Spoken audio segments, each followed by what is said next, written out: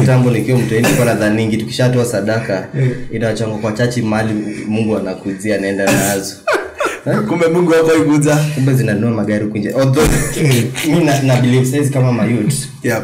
Tumefanya relationship na God ikakuwa very personal. Mtu anataka ku have that personal encounter na nani? Na Mungu. And that's how it should be, right? And then my boys squeezy as the young people wataka hypocrisy.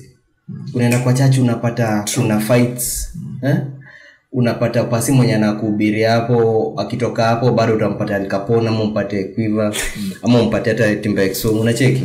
So alafu huyo pasi mwenye hapo bado utampata ndiye anataka kutoka demo wako mwenye anataka kwa hapo church, unaona. So anakula kondoo. Anakula kondoo.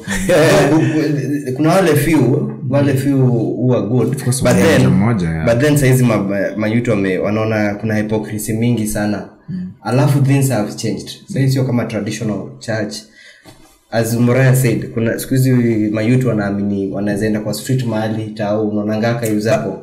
Wajamaa wanaamua wana dance hata kwa mvua na dance ya Mungu, unacheki. Ama wanaenda kama concert za like I saw you ulikuwa Rema Fest. Rema